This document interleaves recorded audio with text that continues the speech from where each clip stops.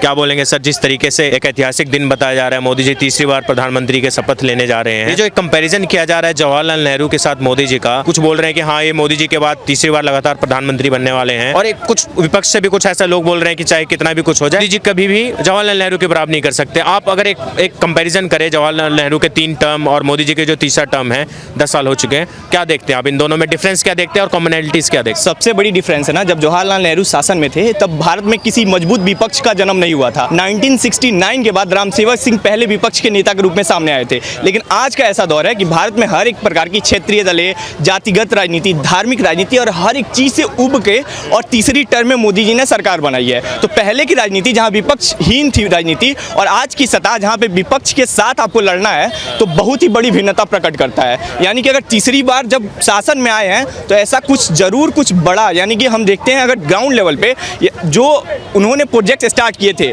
उस समय और आज के समय में बड़ा अंतर है। बड़ा अंतर इस मामले में है कि कहते हैं कि कांग्रेस के टाइम पे आईआईटी स्टार्ट हुई थी। आईआईटी स्टार्ट होने से बात नहीं हुई है। आज आईआईटी को कितने ज़्यादा जगह पे फैलाया गया, कितना ज़्यादा बना हुआ है, एम्स की संख्या कितनी ज़्यादा है, एम्स बठिंडा, धारवाड़, कल्याणी, गोरखपुर बताते चले जाएंगे कि इतना ज़्यादा हुआ है। सड़कों का निर्माण पहले से ज़्यादा हुआ है। उस समय तो देश की ऐसी व्यवस्था थी नहीं कि देश सवाल नहीं पूछ सकता था। आपको बताता हूँ कि जब जवाहरलाल नेहरू का समय था, वो लोग कहते हैं कि संविधान सबसे ताकतवर था, उसी समय संविधान बनाने वाले हमारे भीमराव अंबेडकर 1952 में महाराष्ट्र से खड़े होते हैं और उन्हीं को जवाहरलाल नेहरू की पार्टी का एक पर्सन जो उनका पीए था भीमराव अंबेडकर का, वो हरा देता है।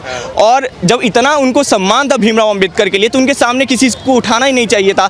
सेम हुआ 1956 में। लेकिन आज का दौर क्या है, आज पिछड़ों को संवैधानिक दर्जा मिलता है, महिला आरक्षण दिया जाता है और लोग जितना भी बोल रहे हैं कि कॉन्स्टिट्यूशन को इधर कर देंगे उधर कर देंगे, मोदी जी के मुंह से आपने एक भी शब्द नहीं सुना होगा। जब उससे पहले एनडीए की सारी मीटिंग्स हुई थी उसमें भी उन्होंने कॉन्स्टिट्यूशन को आगे सर पे लगाया था, उसके बाद बात बोली थी। तो मेरा ये मुद्दा है कि आर्टिकल 13(2) और आर्टिकल 32 है, उसके रहते हुए कोई संविधान से छेड़छाड़ नहीं कर सकता है। संविधान से छेड़छाड़ करने की कोशिश इंदिरा गांधी की थी। 1971 मीसा यानी maintenance of internal security act लगाई थी। कोफे पोसा 1974 और 1980 आतंकवादियों का नाम लेके विपक्ष के लिए एनएसए लगा दिया गया था।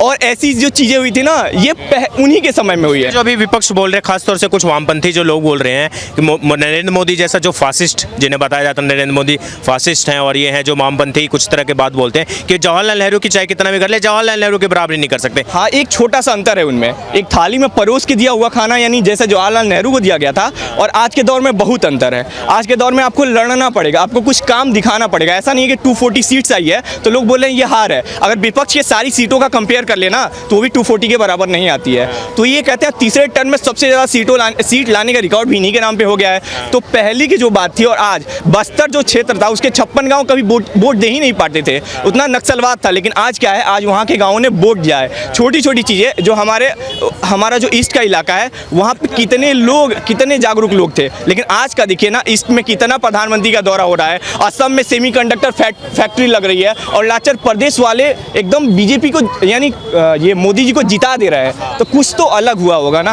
आपको लगता है कि कहीं ना कहीं ये मोदी जी जवाहरलाल नेहरू के बराबरी कर लेंगे, इनसे भी बड़े एक मजबूत लीडर के रूप में उभरेंगे, मॉडर्न इंडिया के एक फाउंडर के रूप में उभरेंगे? देखिए, जो जवाहरलाल नेहरू ने पहले टर्म में बन लिया, उस रिकॉर्ड को तो किसी ने तोड़ेगा नहीं। लेकिन जो आज मोदी जी कर रहे हैं ना, इसकी बातें आगे होंगी, इस समय नहीं होंगी। इस समय उनको कोई भला बुरा कहेगा, जैसे अटल जी के समय में लोग उनको भला बुरा कहते थे। लेकिन इनका टर्म जब खत्म हो जाएगा तब लोग इनकी दुआई देंगे कि कोई ऐसा नेता था जिसने 15 साल देश को दिए थे, और ऐसी बातें होंगी। आज नहीं हो रही है। मैं एक बात बता रहा हूँ, जितने भी आज सबसे बड़ी गलती है ना भाजपा की, वो धर्म की राजनीति से थोड़ी सी विचलित हो रही है। अगर वो काम का स्टेट इस बार गिनाती ना, हर एक एजुकेशन से लेके सड़कों से लेके हर एक क्षेत्र में, तो बड़ा डिफरेंस आ जाता। कर्ज के नाम पे विपक्ष खूब रो रहा था, अगर कर्ज का एक्चुअल डेटा बताती तो ऐसा कुछ नहीं होता। जो हारी है वो नहीं हारती, महंगाई से लेके हर एक चीज। अगर सबसे बड़ी गलती हुई ना बीजेपी के आईटी सेल, इस बार कांग्रेस का आईटी सेल बहुत मजबूती से काम किया, लेकिन बीजेपी का आईटी सेल फेलियर हो गया है क्योंकि वो मुद्दों को बता नहीं पाया। उसने राम जी की बात तो की है, लेकिन ये नहीं बात की कि जो हमारा एक्सटर्नल डेब्ट था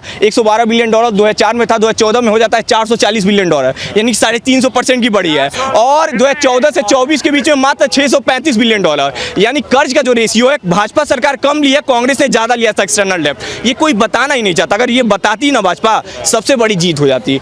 लेकिन उसके जो प्रतिद्वंदी, जो बताने वाले हैं, वो बता नहीं पाए। क्या बोलेंगे मैम, ये जो बताया जा रहा है कि ऐतिहासिक दिन है आज, प्रधानमंत्री मोदी जी तीसरी बार पद संभालने जा रहे हैं प्रधानमंत्री का, मोदी जी से क्या अपील रहेगी आपकी देश की महिलाओं की तरफ? देखिए, जब से ये हो गया है ना कि महिला पुरुष बराबर है, तो महिलाओं के लिए स्पेशल कुछ भी मांग नहीं करेंगे। जितना काम हो चुका है महिलाओं के लिए, आज हम जितनी फ्रीडम से घूमते हैं, इतना हम कभी पहले नहीं घूम पाते थे।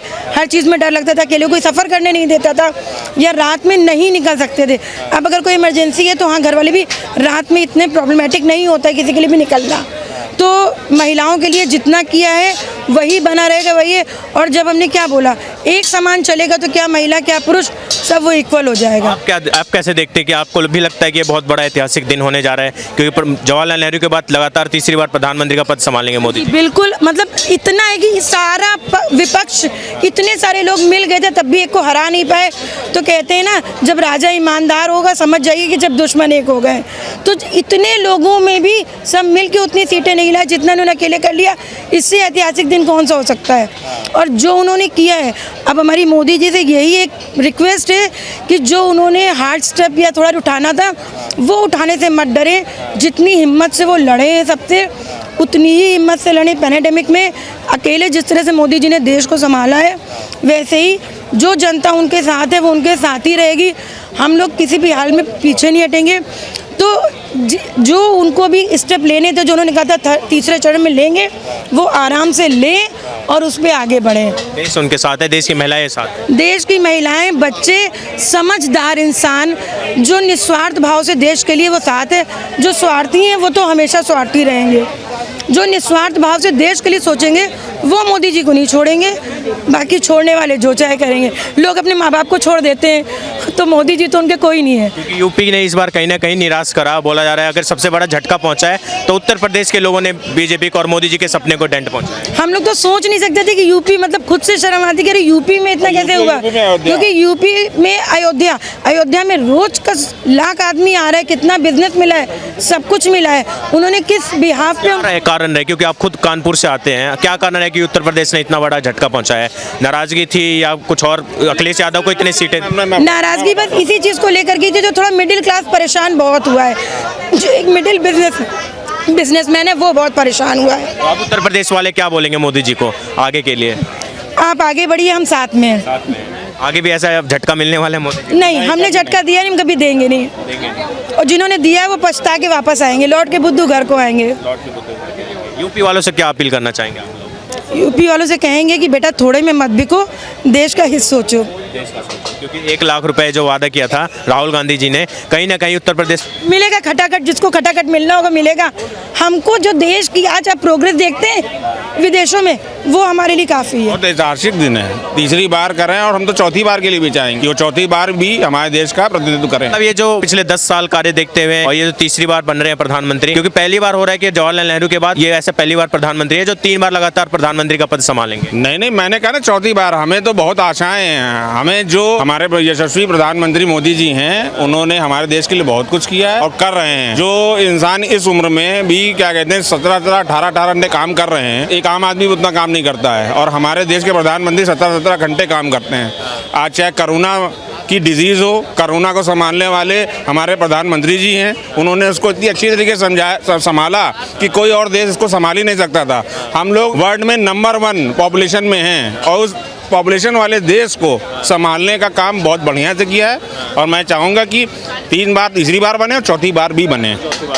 जी, आपकी क्या उम्मीदें रहने वाली है अगर तीसरी बार ये प्रधानमंत्री पद संभाल लें? 10 सालों का अगर ट्रैक रिकॉर्ड देखें, क्या उम्मीदें रहने वाली है इस सरकार से आगे आपकी? देखिए, हमें उम्मीदें हैं उनसे कि थोड़ा सा रोजगार पे ध्यान दें। रोजगार पे ध्यान दें हमारे यहाँ जो, हाँ, और मिडिल क्लास के ऊपर भी थोड़ा ध्यान दें, क्योंकि बिल्कुल नीचे तबके को सब चीज़ें मिलती हैं और ऊपर तबके को मिलती है, मिडिल क्लास को कुछ नहीं मिलता। ये लॉ एंड ऑर्डर कितना बढ़िया किया हुआ है योगी जी ने, कहा यूपी के अंदर लॉ एंड ऑर्डर इतना बढ़िया किया हुआ है। उन्होंने पूरा प्रयास किया है और जब कोई सत्ता में होता है तो उसको थोड़ा सा माइनस मिलता है। उत्तर प्रदेश से आते हैं, क्या कारण है उत्तर प्रदेश से बीजेपी को, खासतौर से मोदी जी को इतना बड़ा झटका? कारण ये है कि शहरों में सारी सीटें मिली हैं बीजेपी को, ग्रामीण क्षेत्र में नहीं मिली। ग्रामीण क्षेत्र में मिलने का कारण है कि जो भी वहाँ पे दूसरी पार्टी ने प्रचार किया है वो ये बता दिया कि मोदी जी आरक्षण हटा देंगे। ऐसा नहीं है। आरक्षण उन्होंने, समाजवादी पार्टी और आपके राहुल गांधी, अखिलेश यादव ने, इन्होंने बोला है कि आरक्षण हटा देंगे। तो थोड़ा सा वो लोग अपनी बात भ्रम फैला दिया गया, इसलिए ऐसा हुआ है।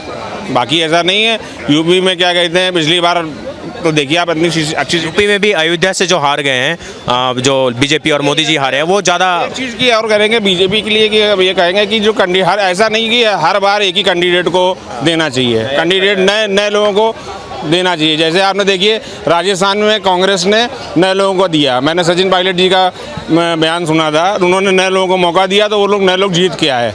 ऐसा नहीं होता कि हम खाली बीजेपी में हैं और क्या कहते हैं हर बार जीत रहे तो उनको हाँ मोदी जी के नाम पे हर बार उन्हीं को मौका दिया जाए, तो ये नहीं होना चाहिए। सबको कमी रही कहीं ना कहीं रही है, इस चुनाव में कमी रही है, ये चीज़ पर ध्यान देना चाहिए उनको कि मतलब जो अगर सिटिंग एमपी है अगर वो नहीं सही काम कर रहा है तो नए लोगों को मौका देना चाहिए। यूपी वाले को मोदी जी से शिकायत नहीं है? कोई शिकायत नहीं है और क्या कहते हैं कभी भी नहीं रहेगी। आगे साथ दीजिएगा यूपी वाले? यूपी वाले हमेशा साथ देंगे। आप देख लिए शहरों में सब जगह साथ मिला है, खाली ग्रामीण क्षेत्र में नहीं मिला। आप जितनी भी सीटें उठा के देख लिए, जितने भी बड़े शहर हैं उन सारे बड़े शहरों की सीटें मोदी जी को ही गई हैं। क्या नाम है भैया आप?